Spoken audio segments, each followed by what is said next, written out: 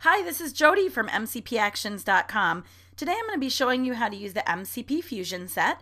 This MCP Fusion Photoshop action set combines the most versatile and user-friendly workflow actions with beautiful color and black and white variations to bring you a set with infinite possibilities. To use this set, you're going to go ahead and load your actions into Photoshop. Once they are in Photoshop, you will go ahead and expand the MCP Fusion set. From here, you will see that there are color actions, which are all under the category Color Fusion Actions. Black and white actions, which are all under the category Black and White Fusion Actions. And then there are three sets of enhancers: the exposure enhancers, the special effects enhancers, and lastly, the contrast and sharpen enhancers. Under each of these categories reside the actions. And we're going to go ahead today, and I'm going to start showing you by working on the color actions. Included in every color action is one-click color. You may also run it on its own. So you can start by running one-click color and just edit and tweak for a nice color pop workflow. Or if you desire something with a little bit more edge, you can go ahead and run any of these other actions in the set, from Slumber Party all the way down through Ellie's Field of Dreams. The last action in the color action set is Color Fusion Mix and Match. Color Fusion Mix and Match will actually allow you to mix any of the actions listed above. So that will give you even more possibilities. We're going to go ahead today and start with this picture of this girl on the railroad tracks. And for this picture, I'm going to go ahead and run Crave. So you'll just select the action by highlighting it there and click the play button. And it'll take just a second to run, and once it's done running, you'll have what could be a completed image. But you're welcome, of course, to adjust from here. All of the actions are completely adjustable. You may adjust the opacity of one-click color or of any of the other color actions that you run, such as Crave. You can also open the folder to adjust it. So you can actually come in here and open up the folder and decrease or increase the opacity of any of the layers, or use the masks that correspond with them. Typically, for most pictures, you won't have to do a whole lot of that. And on this picture, I'm not going to do anything with that. And I'm also going to leave Crave alone as well. But if you wanted to, you could increase the opacity to get an even more rich look, or decrease the opacity if it's a little too intense. The default opacity for the actions, the different color actions, is 50%, and one-click color by default is always at 75%. But again, these can be adjusted to taste. From here, I'm going to go ahead and I'm going to scroll down to the different enhancer actions, and we're going to go to the special effects. If you want to add some haze to your image, you can try something like the frosting action, and you'll see that just gives it a little bit hazier of a look. You can also, after you run an action, if you're not happy with it, you can just turn it off. Then the next thing that we're going to go ahead and try is we're going to go ahead and use enclosed, which is a light vignette, and it has a message. Some of the enhancer actions will have a message that pops up telling you what to do, and you'll just go ahead and read these and follow the directions if needed. Next, I'm going to go ahead and I'm going to run Dodgeball, which is in the exposure enhancers. And for this, I just want to lighten up her eyes a little. The eye socket area looks a little dark. You'll see it tells me to use a 20 to 35% opacity brush. To adjust the brush opacity, I'm going to go to the top toolbar here, and you'll see it says opacity 30%. I'm going to leave it at 30, but usually the default starting out is at 100, so you'll want to actually come in here and take down your opacity. You don't probably want to start with a 100% brush. And I'm going to come in here once and click on the eye socket area for each eye. Then I'm going to make my brush a little smaller by using the left and right bracket keys. Left bracket key makes your brush smaller, right makes it bigger, and I'm going to click once again on the eyes, just to lighten up the eye socket area a little bit and the eyes. There's before the eye socket situation with Dodgeball, and there's after. So it just gave a little light in the eyes. And lastly, I'm going to show you what different directions does in the contrast area. And you'll see that just gives some extra contrast and pop. Now I'm going to give you a before and after view by doing a snapshot in the history palette. And here is our before, using Crave and those few extra toppings, although I did turn frosting off. And here is after. Now again, if I wanted to see what the haze looked like on it, I could just turn the eyeball back on. And you've got a completed picture. Next, we're going to go to another picture. And this picture right here is a baby. And we're going to go ahead on this one and we're going to run Urban Revival. So I come back into my Actions palette and we're going to click on Urban Revival so it's highlighted and then click the play button. And once it's done running, we're going to go ahead and we're going to open up One Click. I notice on here her eyes are a little bit darker than they appear in real life. So I'm going to open up One Click and we're going to go ahead and we're going to work with the exposure layer. So we're going to work on fixing some underexposure by increasing the opacity just a little bit. Now, if we didn't like how it affected the rest of the picture when we increased it, which I really don't, I can invert my mask. The shortcut for inverting a mask is just Control-I on a PC or Command-I on a Mac. And once I'm done with that, again, I take my brush and I'm going to use a low opacity brush again. And using the right bracket key, I increase the size. And I'm going to click a couple times on the eye with a white brush. And you'll see I've lightened up the eye socket area a little bit. And again, I'm not going to really adjust anything else in there, but I could if I needed to. And the Urban Revival layer is at 50. And I'm going to actually bring that up by hovering on the word opacity, left clicking and dragging. You can also hover on the arrow and bring it down. And I'm going to bring this up and there's about 73%. Let's go ahead and do a snapshot to take a look. Here's our before, and here's our after. If ever the color shift that happens, you don't like what it does in, for example, the hairline, you can actually open up, that will be the color action that runs, not One Click Color, the actual named color action, and look for layers that do twist the color or manipulate color. They'll be labeled pretty well. So you'll see Color Twist here. And we're going to go ahead with Color Twist. We're going to take a black brush because it's a white mask and we're going to hide the effect. And we're not going to hide a lot of it. We're just going to come over here with a low opacity brush and there's 30% and I'm going to just rub a second time on the hair so that took off about 60% of the change. And you can see now that that light blue that was in her hairline is gone and yet the rest of the image looks beautiful. Let's move on now. And we're going to go ahead and I'm going to show you a black and white action. So this is a couple standing in a doorway. And for this one, I could use any of these actions, One Click, Timeless, any of these other actions as well. But I'm going to go ahead and use an action called Black and White Fusion Mix and Match. And this is also, I'm going to show you next, Color Fusion. But we're going to go ahead first and run this. And it will actually run all of the black and white actions instead of having to run one at a time. This is a very, very fun way if you're not sure which action you want to use on something to go ahead and be able to tell. So it starts out and it has a message that pops up after it runs and it tells you that you can go ahead and you can play around with the different layers. Highlight Helper is on by default. That helps so that you don't blow out your highlights. You're welcome to turn it off if you don't feel that they did get blown out and you feel like it's muddying your images. You can turn that off or you can turn it on and adjust the opacity to taste. With the One Click Black and White, you'll see it's the very similar action to color, except there's a One Click Black and White layer inside, and that will make sure that you retain the properties of black and white. All of these layers also, the Reminisce, Shades of Gray, Cozy, Sunkissed, Peaceful, and Timeless, are all at 50% starting out.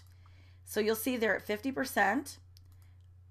And so when we combine them, we'll get different effects. But if we were to get rid of One Click Color, as we could with the color actions, if we turn the whole thing off, it will make your image color starting out, because if you only have one layer on at 50%, you're only letting 50% of the color through.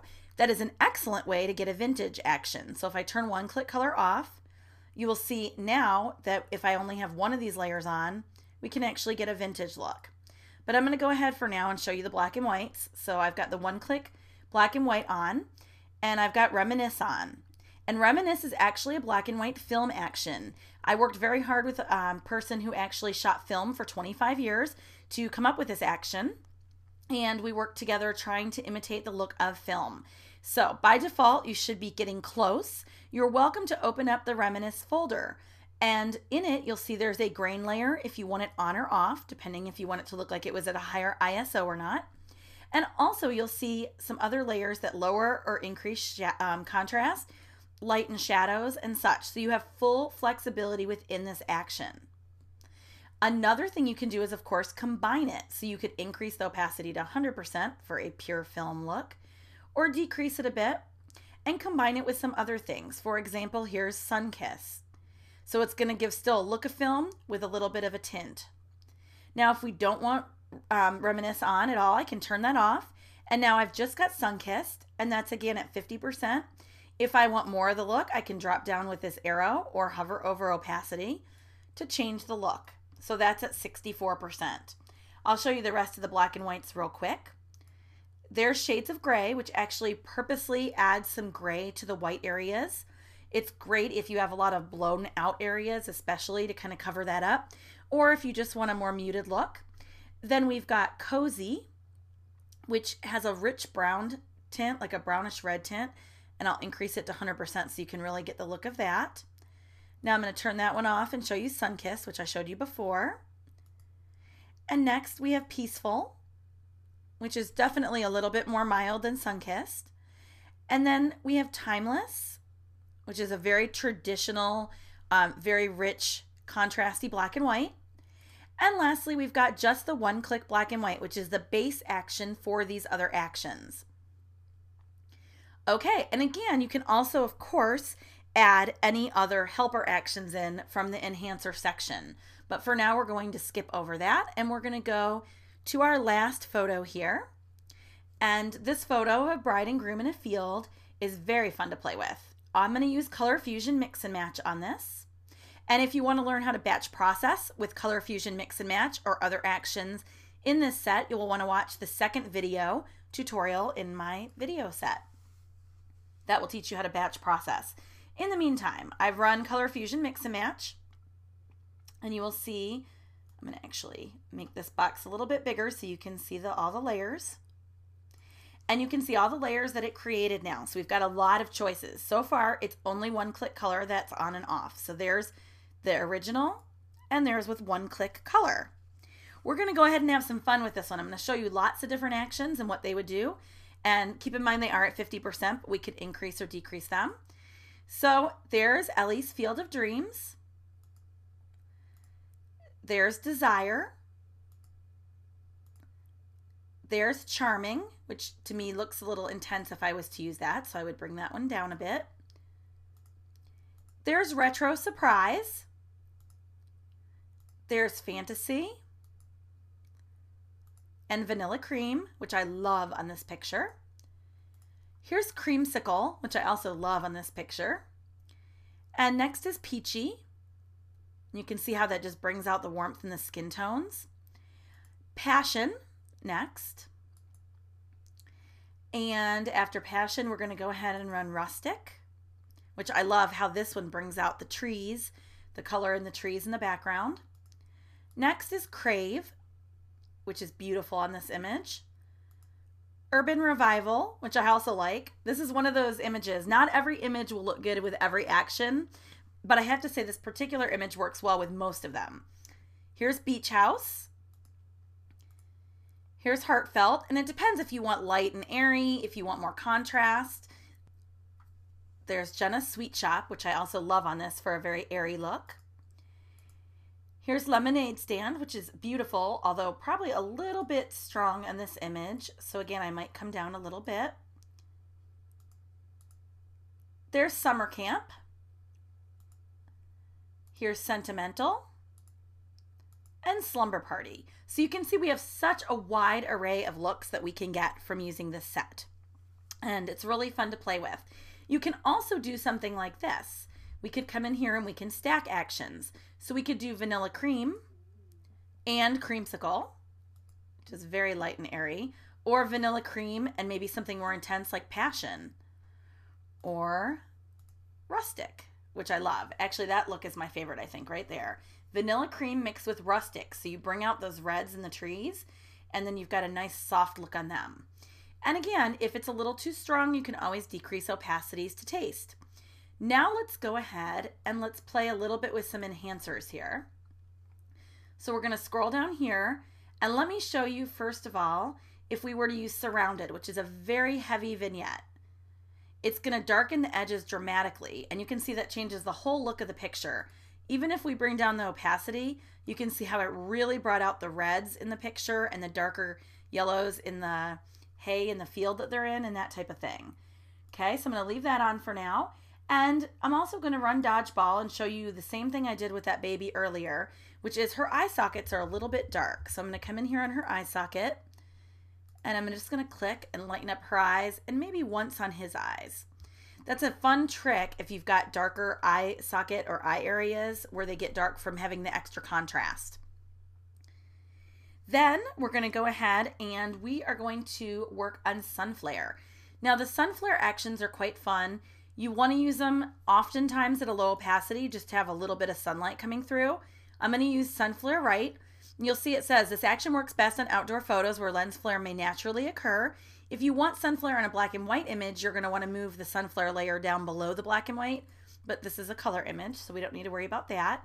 Now you'll see it tells you to open up the folder and pick either sun flare 1 or 2. Okay, you'll see by default it's on sun flare 2. But if we want, we can switch it to sun flare 1. Okay, so you'll see this is going to come in the right corner. I have other ones that will come in the left, center, or where you can customize it. Okay, so let's go ahead and I'm going to go ahead with sun flare 2. So we're going to turn that on. I'm going to close the folder and increase the opacity so you can really see the actual sun flare. And you can see the spots of sun flare coming down all the way through here. If you don't want to see the whole thing, or you want it less intense, you can decrease the opacity. It will vary. What it looks like will vary based on your image and how light it is. The lighter it is, the harder the time seeing it. The darker it is, the more visible it will be. Okay, so this is a fairly light picture, but you can see how it looks like sun is coming right through, and we can see the flare. Let's say there's a spot of flare you don't like I see this green dot right on his shirt right here. If we don't like that, we can take a black brush and we can set our brush opacity to 100%, and we can just get rid of that spot of flare. If you only want the light coming through the corner, you could even erase the other flares, again, by using a black brush. The other thing you can do with the sun flare actions is you can open it up and change the tone that hits on the white areas. So you can actually double click on the sunshine tone and you can change it slightly. It'll be very, very subtle, but if you want to have it be a little bit more golden, like an orange color, you can come in here and change that, and you'll see it very slightly changes the look. Very subtle. Okay, that is the action set, MCP Fusion. So again, the set is very, very flexible. Tons of different looks and tons of different actions to get just the look that you're wanting. So thank you so much for listening to my tutorial. This is Jody from MCPactions.com.